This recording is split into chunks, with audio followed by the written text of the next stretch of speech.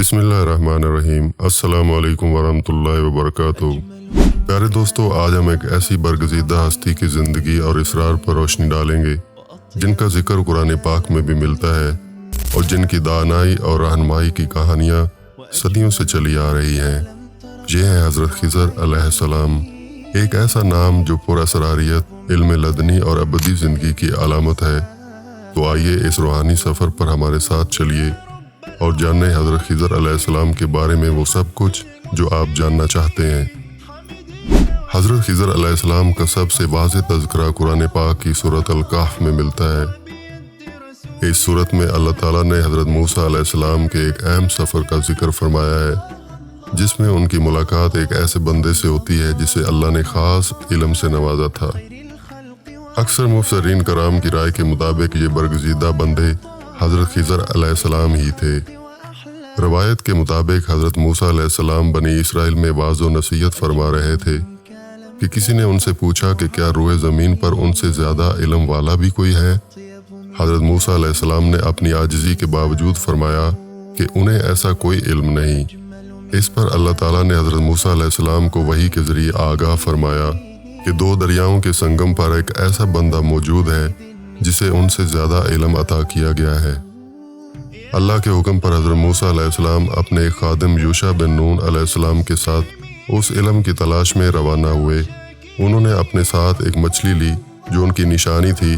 انہیں بتایا گیا تھا کہ جس مقام پر یہ مچھلی زندہ ہو کر دریا میں چلی جائے گی وہی ان کی ملاقات اس برگزیدہ بندے سے ہوگی۔ طویل سفر کے بعد جب وہ ایک چٹان کے پاس پہنچے تو تھکاوٹ کے باعث سو گئے۔ اسی دوران معجزاتی طور پر مردہ مچھلی زندہ ہو کر دریا میں کود گئی۔ جب حضرت موسیٰ علیہ السلام بیدار ہوئے تو وہ اس واقعے کو بھول گئے۔ کچھ دور جانے کے بعد حضرت موسیٰ علیہ السلام نے اپنے ساتھی سے ناشتے کے لیے کہا۔ تب انہیں یاد آیا کہ مچھلی تو اس مقام پر زندہ ہو گئی تھی۔ انہیں اپنی بھول پر افسوس ہوا اور وہ فوراً اس مقام کی طرف لوٹ پڑے۔ جب وہ اس مقام پر پہنچے تو انہوں نے ایک بزرگ کو دیکھا جو ایک چادر اوڑھے ہوئے تھے۔ یہی حضرت خضر علیہ السلام تھے۔ حضرت موسیٰ علیہ السلام نے ان سے علم سیکھنے کی خواہش ظاہر کی اور ان سے درخواست کی کہ وہ انہیں اپنے ساتھ آنے کی اجازت دیں تاکہ وہ ان کے علم سے فیض یاب ہو سکیں۔ حضرت خضر علیہ السلام نے حضرت موسیٰ علیہ السلام کی درخواست سن کر فرمایا کہ آپ میرے ساتھ صبر نہیں کر سکیں گے۔ آپ ان باتوں پر کیسے صبر کریں گے جن کا آپ کو علم ہی نہ ہو؟ حضرت موسیٰ علیہ السلام نے جواب دیا کہ انشاءاللہ آپ مجھے صابر پائیں گے اور میں آپ کے کسی حکم کی نافرمانی نہیں کروں گا۔ اس پر حضرت خضر علیہ السلام نے فرمایا کہ اگر آپ میرے ساتھ رہنا چاہتے ہیں تو آپ مجھ سے کسی بھی چیز کے بارے میں سوال نہیں کریں گے جب تک کہ میں خود اس کے بارے میں آپ کو نہ بتاؤں۔ حضرت موسیٰ علیہ السلام نے اس شرط کو قبول کر لیا اور ان دونوں کا ایک پر اسرار سفر شروع ہوا۔ ان کا پہلا واقعہ ایک کشتی میں پیش آیا۔ جب وہ دریا پار کر رہے تھے تو حضرت خضر علیہ السلام نے اچانک کشتی میں ایک بڑا سوراخ کر دیا۔ حضرت موسیٰ علیہ السلام یہ دیکھ کر حیران رہ گئے اور بے اختیار بول پڑے کہ آپ نے ان لوگوں کی کشتی میں سوراخ کر دیا جو ہمیں بغیر کسی معاوضے کے سوار کروا رہے ہیں۔ آپ نے تو ایک برا کام کیا ہے۔ حضرت خضر علیہ السلام نے حضرت موسیٰ علیہ السلام کو ان کی شرط یاد دلائی کہ وہ کوئی سوال نہیں کریں گے۔ حضرت موسیٰ علیہ السلام اپنی بھول پر شرمندہ ہوئے اور معافی طلب کی۔ ان کا اگلا واقعہ ایک بچے سے متعلق تھا۔ جب وہ ایک بستی میں پہنچے تو حضرت خضر علیہ السلام نے ایک معصوم بچے کو قتل کر دیا۔ حضرت موسیٰ علیہ السلام یہ دیکھ کر اور بھی زیادہ پریشان ہوئے اور برداشت نہ کر سکے۔ انہوں نے کہا کہ آپ نے ایک بے گناہ جان کو بغیر کسی قصور کے مار ڈالا، یہ تو بہت ہی برا فعل ہے۔ ایک بار پھر حضرت خضر علیہ السلام نے حضرت موسیٰ علیہ السلام کو ان کی شرط یاد دلائی اور کہا کہ کیا میں نے آپ سے نہیں کہا تھا کہ آپ میرے ساتھ صبر نہیں کر سکیں گے؟ حضرت موسیٰ علیہ السلام نے اپنی غلطی تسلیم کی اور آئندہ سوال نہ کرنے کا وعدہ کیا۔ ان کا تیسرا واقعہ ایک بستی میں پیش آیا جہاں انہوں نے لوگوں سے کھانا مانگا لیکن بستی والوں نے ان کی مہمان نوازی نہیں کی۔ اس بستی میں حضرت خضر علیہ السلام نے ایک گرتی ہوئی دیوار دیکھی اور اسے خود ہی مرمت کرنا شروع کر دیا۔ حضرت موسیٰ علیہ السلام نے تعجب سے پوچھا کہ ان لوگوں نے تو ہمیں کھانا بھی نہیں دیا اور آپ ان کی دیوار مفت میں ٹھیک کر رہے ہیں۔ اگر آپ چاہتے تو اس کام پر اجرت لے سکتے تھے۔ اس موقع پر حضرت خضر علیہ السلام نے حضرت موسیٰ علیہ السلام کو ان تینوں واقعات کی حقیقت بیان فرمائی اور ان کے درمیان جدائی کا وقت آ گیا۔ حضرت خضر علیہ السلام نے فرمایا کہ کشتی میں سراغ کرنے کی وجہ یہ تھی کہ اس کے پیچھے ایک ظالم بادشاہ تھا جو ہر صحیح سالم کشتی کو زبردستی چھین لیتا تھا۔ میں نے اس میں عیب ڈال دیا تاکہ وہ اس سے بچ جائیں۔ دوسرے بچے کو قتل کرنے کی وجہ یہ تھی کہ وہ بڑا ہو کر کافر اور سرکش بننے والا تھا اور اپنے والدین کے لیے مصیبت کا باعث بنتا۔ اللہ تعالیٰ نے چاہا کہ اس کے بدلے ان کو ایک نیک اور صالح اولاد عطا فرمائے۔ اور تیسری دیوار ایک یتیم بچے کی تھی جس کے نیچے خزانہ دفن تھا۔ اگر وہ دیوار گر جاتی تو خزانہ ظاہر ہو جاتا اور بستی والے اسے نکال لیتے۔ اللہ تعالیٰ نے چاہا کہ جب وہ بچے بالغ ہوں تو اپنا خزانہ خود نکالیں۔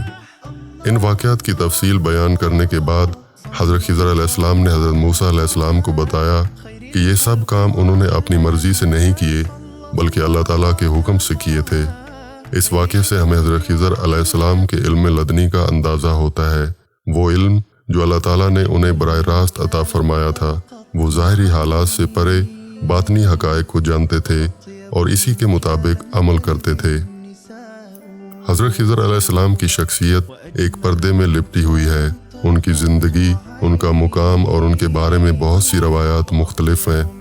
کچھ روایات کے مطابق وہ اب بھی زندہ ہیں اور مختلف زمانوں میں لوگوں کی رہنمائی کرتے رہتے ہیں۔ صوفیہ کرام اور اولیاء اللہ نے حضرت خضر علیہ السلام سے ملاقاتوں اور ان سے فیض حاصل کرنے کے بہت سے واقعات بیان کیے ہیں۔ ان کے نزدیک حضرت خضر علیہ السلام ایک روحانی پیشوا کی حیثیت رکھتے ہیں جو بھٹکے ہوئے لوگوں کو رستہ دکھاتے ہیں اور مصیبت زدہ لوگوں کی مدد کرتے ہیں۔ حضرت خضر علیہ السلام کو پانی اور سبزے سے خاص نسبت ہے۔ بہت سی روایات میں انہیں ایسی جگہوں پر دیکھا گیا ہے جہاں پانی اور ہریالی موجود ہو۔ انہیں مسافروں اور گمشدہ لوگوں کا مددگار بھی مانا جاتا ہے۔ ان کے نام خضر کے معنی ہے سبز یا سرسبز۔ کہا جاتا ہے کہ جس جگہ پر وہ بیٹھتے تھے وہاں ہریالی اگاتی تھی۔ یہ بھی ان کی بابرکت شخصیت کی ایک نشانی ہے۔ حضرت خضر علیہ السلام کی ابدی زندگی کے بارے میں بھی مختلف آراء پائی جاتی ہیں۔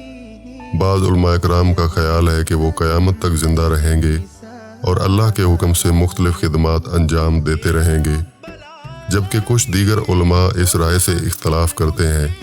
تاہم ان کی پراسرار شخصیت اور ان کے روحانی اثر و رسوخ پر سب متفق ہیں۔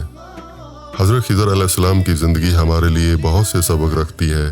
ہمیں ظاہری واقعات پر فوراً رائے زنی کرنے سے گریز کرنا چاہیے، کیونکہ حقیقت اکثر ہماری نظروں سے اوجھل ہوتی ہے۔ اللہ تعالیٰ کے فیصلے حکمت سے بھرپور ہوتے ہیں جنہیں سمجھنے کے لیے وسیع علم اور بصیرت کی ضرورت ہوتی ہے۔ حضرت خضر علیہ السلام کی کہانی ہمیں صبر، یقین اور اللہ تعالیٰ کی قدرت پر بھروسہ کرنے کی تلقین کرتی ہے۔ ہمیں یہ بھی یاد رکھنا چاہیے کہ اللہ تعالیٰ اپنے خاص بندوں کو وہ علم عطا کرتا ہے جو عام انسانوں کی رسائی سے باہر ہوتا ہے۔ پیارے دوستو، حضرت خضر علیہ السلام کی زندگی ایک ایسا سمندر ہے جس میں غوطہ زن ہونے کے لیے علم اور بصیرت کی گہرائی درکار ہے۔ ہم نے اپنی اس مختصر سی کوشش میں ان کی زندگی کے اہم پہلوؤں پر روشنی ڈالنے کی کوشش کی ہے۔ امید ہے کہ آپ کو یہ معلومات پسند آئی ہوں گی۔ اگر آپ کے پاس حضرت خضر علیہ السلام کے بارے میں کوئی اور معلومات یا کوئی سوال ہے تو ہمیں کامنٹ سیکشن میں ضرور بتائیں۔ ہماری اگلی ویڈیو کس موضوع پر ہونی چاہیے، اس بارے میں بھی اپنی رائے کا اظہار کریں۔ جلدی ایک نئی معلوماتی ویڈیو کے ساتھ حاضر ہوں گے۔ تب تک کے لیے اللہ حافظ۔